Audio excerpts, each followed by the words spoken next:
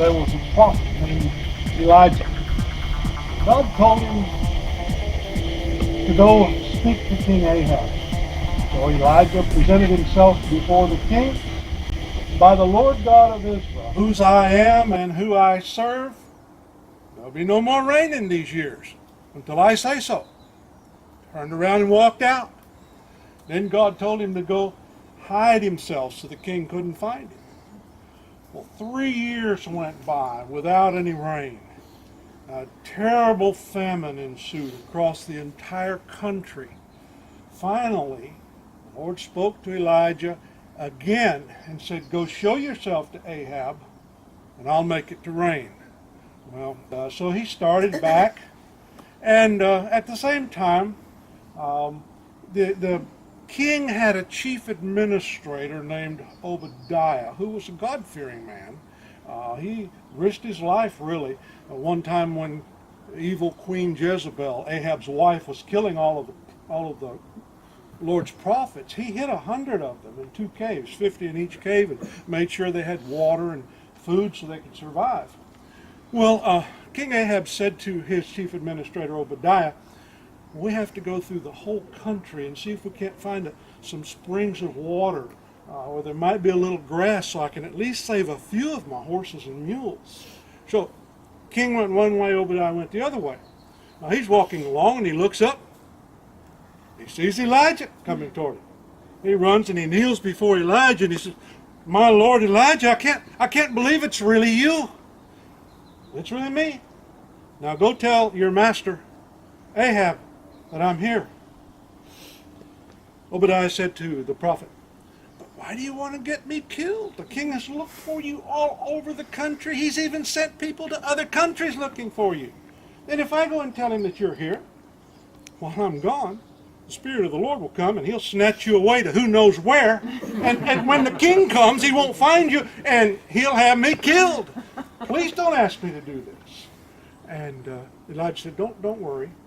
I will show myself to Ahab this very day. So Obadiah got courage and he went and told the king, I found Elijah. So Ahab hurries off to meet Elijah. When he sees him, he says, here's that troublemaker who has destroyed the whole country. And Elijah said, I am not the one who has destroyed Israel. It's you and your family, because you've turned your back on the Lord and you've worshipped the Baal idol. And then the prophet Elijah challenged the king to a contest. Let's find out which one is the true God. So the king accepted, brought all of the people to Mount Carmel, and also brought all 450 Baal prophets. Elijah told him to do so, and the 400 Asherah priests supported by your wife, Jezebel. When everyone was gathered, Elijah stood up and he said, how long will you go back and forth between two opinions? If the Lord is God, serve him. If Baal is God, serve him. No one answered a word. Everyone kept silence. Then Elijah told them what he was going to do. He said, I am going to put up a contest between Baal and the Lord. We'll make 2 altars. There are many Baal prophets here. They can make their altar. They can pray to their God. I will make an altar to the Lord, and I will pray to the Lord.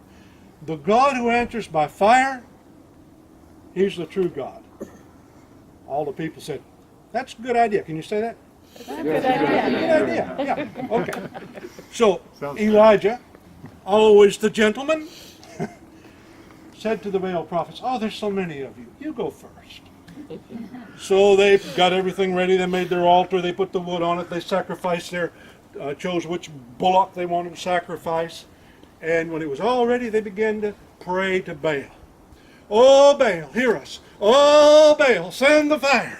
They prayed all morning, but there was no answer. Nobody answered them even a word.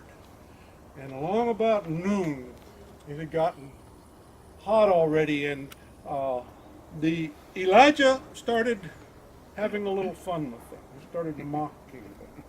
He said, well, you know he's a god and he has so many cosmic affairs to take care of. He's probably tied up with something. Then after a while he said, oh, I know what it is. He's gone on vacation. You'll have to wait till he gets back. He's on a trip.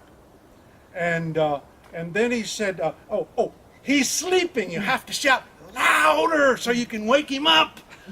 And then he said, he went to the bathroom. He'll be back in a minute. So they redoubled their efforts.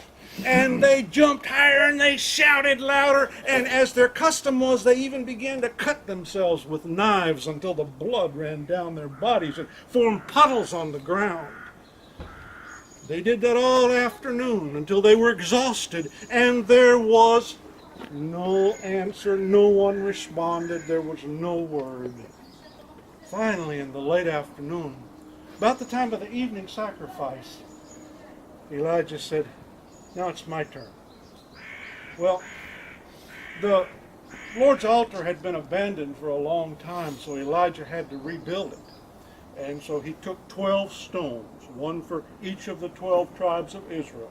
He carefully built the altar.